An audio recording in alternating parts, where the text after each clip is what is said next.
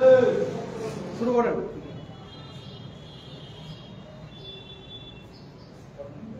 নমস্কার সমস্ত সাংবাদিক বন্ধুদের স্বাগত জানাই।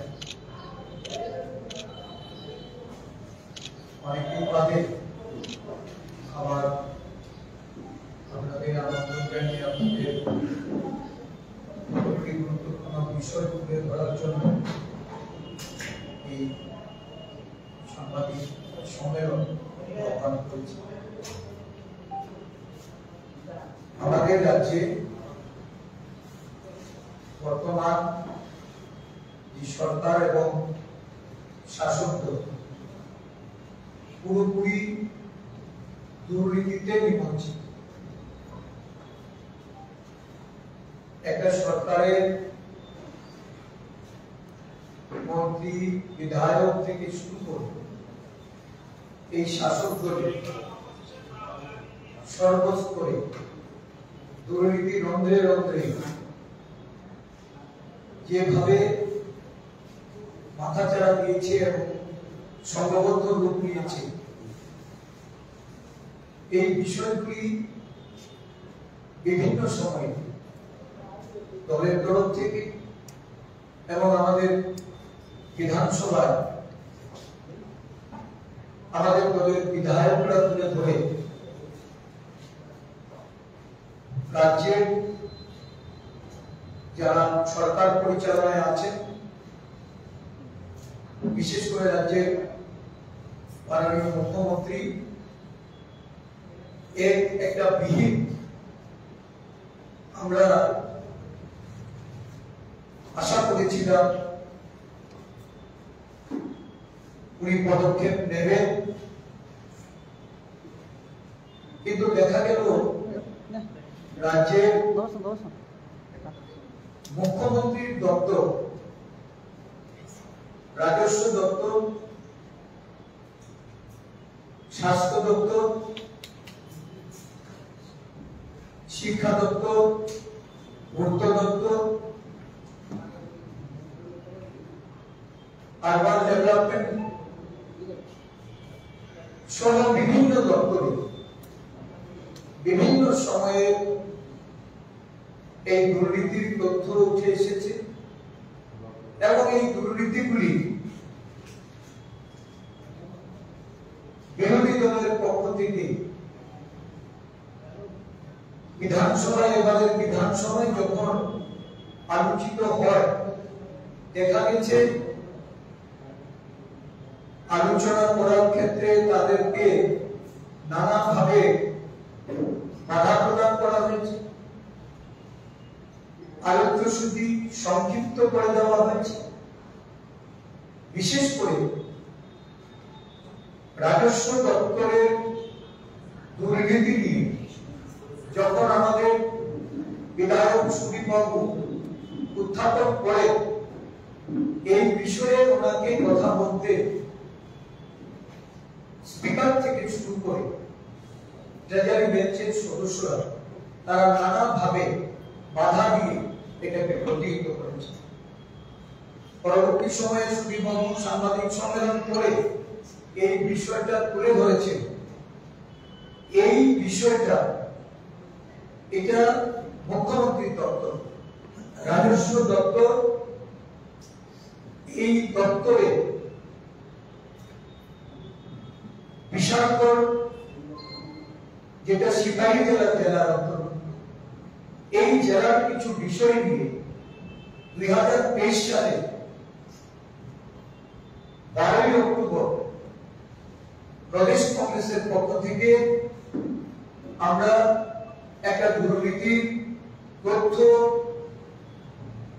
সাংবাদিকদের মাধ্যমে জনগণের কাছে পৌঁছে দেওয়ার জন্য আমরা তুলে ধরেছিলাম এবং সেই তথ্যে তৎকালীন সিপাহী জেলার যিনি জেলা শাসক ছিলেন, ওনার লিখিত যে অভিযোগ, সেই অভিযোগ সচিবালয় রাজস্ব দপ্তরের যিনি উপসচিব, ওনার নিকট প্রেরণ করে কিছু ব্যবস্থা করার জন্য উনি সেখানে ওনার পরামর্শ রেখেছেন। দেখা গেছে দীর্ঘ সময় অতিবাহিত হয়েছে। এই সিপাহীজলার ঘটনাটা এটা ছিল একটা জমি কেলেঙ্কারি, জমি হস্তান্তরে এবং নাম পরিবর্তন করে একের জমি অন্যের নামে সেটাকে বন্টন করা একটা বড় ধরনের সেখানে দুর্নীতি, এবং এই দুর্নীতির বিভিন্ন উদাহরণস্বরূপ কতগুলি নির্দিষ্ট সুনির্দিষ্ট কতগুলি অভিযোগ তুলে দিয়ে তার বিহিতের জন্য জেলা শাসক যিনি এই জমির বিনিময় মূল্য 500 থেকে 600 কোটি টাকা শুধু একটা জেলার ক্ষেত্রে উনি নির্ধারণ করে এই অভিযোগটি উনি রাজস্ব মন্ত্রকে পাঠিয়েছিলেন, এবং সেখানে খতিয়ান নাম্বার উল্লেখ করে এটা তৎকালীন জেলা শাসক বিশাল কুমার উনি এফআইআর দায়ের করে কিছু আধিকারিকদের বিরুদ্ধে ব্যবস্থা গ্রহণের জন্য উনি জানিয়েছিলেন। মুখ্যমন্ত্রীর দপ্তর, রাজস্ব দপ্তর, মুখ্যমন্ত্রীর দপ্তর কোন পদক্ষেপ গ্রহণ করেননি। শুধু তাই নয়, এই ধরনের ঘটনা সার্বজনীন মহকুমা আমাদের সদর এই জেলা, আমাদের রাজ্যের সবকটি জেলা মাননীয় বিধায়ক বিধানসভায় দেওয়ার চেষ্টা করেছে। এটা ন্যূনতম 10,000 কোটি টাকা একটা দুর্নীতি এখানে ঘটেছে। সঠিক অঙ্ক নিরূপণ করলে এটা আরো বেশি হতে পারে। এত বড় দুর্নীতির ঘটনা যা বিধানসভা থেকে শুরু করে তার দপ্তরে, মুখ্যমন্ত্রীর দপ্তরে এটা চাপা দেওয়ার একটা প্রচেষ্টা। আমরা জানতে চাই মাননীয় মুখ্যমন্ত্রী এই বিষয়টা নিয়ে কেন এত সময় বিলম্বিত হওয়ার পরেও কোন উপযুক্ত পদক্ষেপ গ্রহণ করেননি? কেন মাননীয় মুখ্যমন্ত্রী যারা এর সঙ্গে জড়িত তাদের বিরুদ্ধে ব্যবস্থা গ্রহণ না করে কোন কোন ক্ষেত্রে পদোন্নতি দিয়ে বা জেলা শাসক যিনি এই ঘটনা বিস্তৃতভাবে মুখ্যমন্ত্রীর দপ্তরকে অবহিত করলেন তাকে সেখান থেকে তড়িঘড়ি বদলি করে সরিয়ে দিয়ে এই বিষয়টাকে চেপে দেওয়ার চেষ্টা করেছেন? এটা মুখ্যমন্ত্রীকে বলতে হবে। আমরা জানতে চাই আমাদের বিধায়করা বিধানসভায় এটা নিয়ে আলোচনা করতে পারেননি, কিন্তু পরবর্তী সময়ে তার পূর্ণাঙ্গ তদন্তের জন্য এই ধরনের ঘটনা, এত বড় একটা আর্থিক দুর্নীতি, আমাদের রাজ্যে দুর্নীতি একের পর এক সংঘটিত হচ্ছে।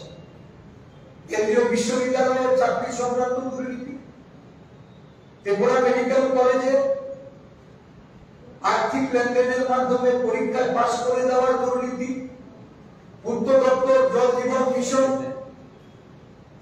রাজ্যের বিভিন্ন জায়গায় এই মিশন মোডের কাজে একটা বিরাট পরিমাণ অর্থের দুর্নীতি হয়েছে। আমাদের কাছে স্পেসিফিক কিছু ধর্মনগর, পানিসাগর, বিভিন্ন ব্লকে দুর্নীতির তথ্য উঠে এসেছে। আপনারাও বিভিন্ন জায়গায় এই তথ্য সংগ্রহ করে আপনারা এর প্রচার আপনারা করেছেন, বিভিন্ন মাধ্যমে এটা উঠেছে। আমরা জানতে চাই এই ধরনের দুর্নীতি যখন একের পর এক সংঘটিত হচ্ছে, এত বড় একটা দুর্নীতি ঘটার সত্ত্বেও আমাদের রাজ্যে হাইকোর্ট আছে, ভারতবর্ষের বিভিন্ন রাজ্যে আমরা দেখছি এই ধরনের কেলেঙ্কারিতে হাইকোর্ট সমগ্র সেখানে মামলা রেজিস্টার করতে পারে, তারা রাজ্য সরকারকে নির্দেশ প্রদান করতে পারে তদন্তের জন্য। এই ক্ষেত্রে সেটা করা হয়নি। এই রাজ্যে লোকায়ুক্ত আছে, একটা সাদা হাতি পুষা হচ্ছে, কিন্তু এই লোকায়ুক্তের মাধ্যমে এই দুর্নীতির কোন ধরনের তদন্ত হয়নি বা তদন্ত করার জন্য কোন পদক্ষেপ নেওয়া হয়নি। তাই আমরা আজকে মুখ্যমন্ত্রীর প্রতি আমাদের দাবি, অবিলম্বে এত বড় জমি ঘোটালা, একটা ল্যান্ডস্কেপ আমরা দেখেছি বিভিন্ন রাজ্যে রাজ্যে, এই ধরনের ল্যান্ডস্কেপই হোক বা অন্য কোন দপ্তরের দুর্নীতিতে সিবিআই সেখানে হস্তক্ষেপ করে। সেখানকার রাজ্য সরকার তাদের স্বচ্ছতা বজায় রাখতে, যিনি স্বচ্ছতার কথায় বলেন, যিনি দুর্নীতির বিরুদ্ধে জিরো টলারেন্সের কথা বলেন, যিনি সুশাসনের কথা বলেন, আজকে আমরা জানতে চাইব এই ঘটনা যখন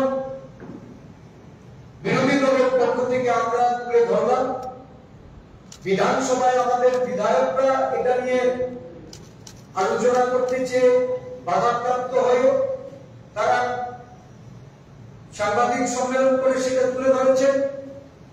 কোথায় কেন আজকে রাজস্ব দপ্তরের মাননীয় মন্ত্রী, রাজ্যের মুখ্যমন্ত্রী কোন পদক্ষেপ গ্রহণ করলেন?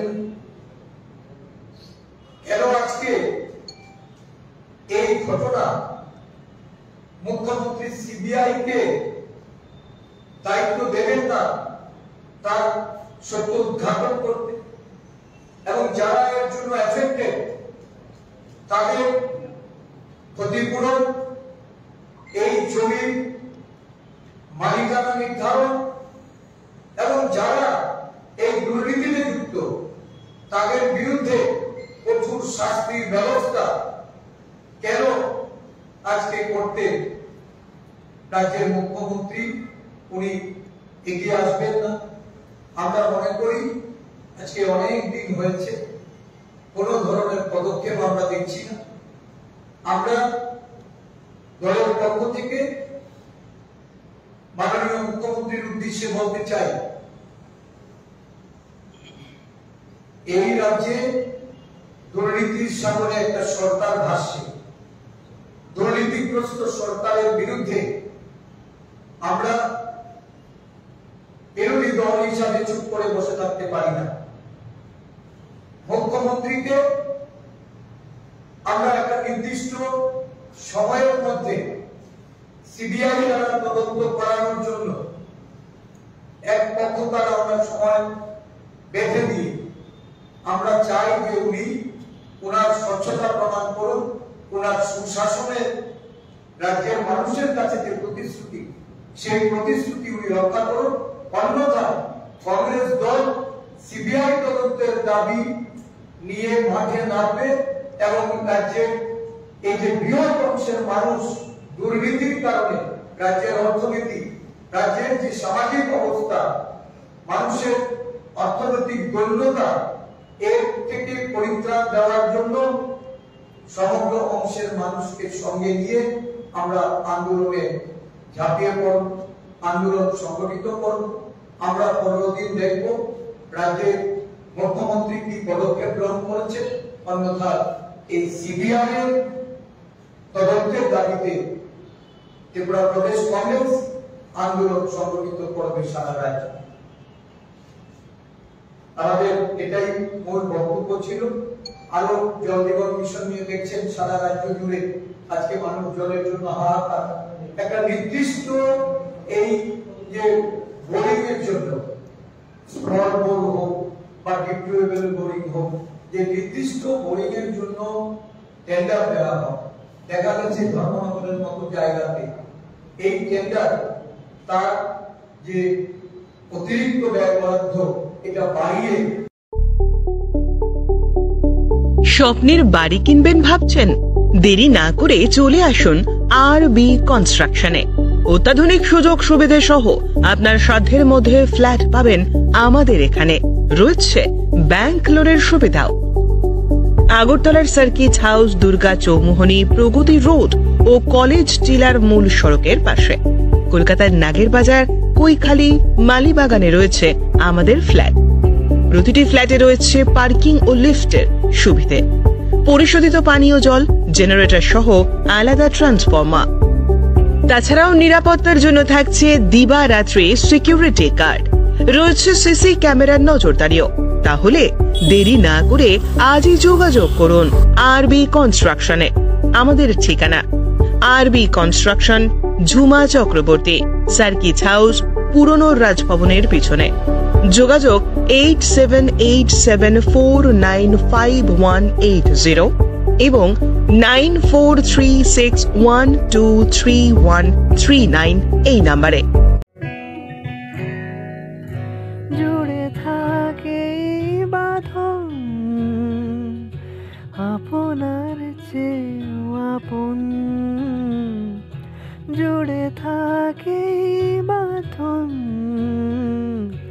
আপনার চেয়েও আপন, আপনার চেয়েও আপন।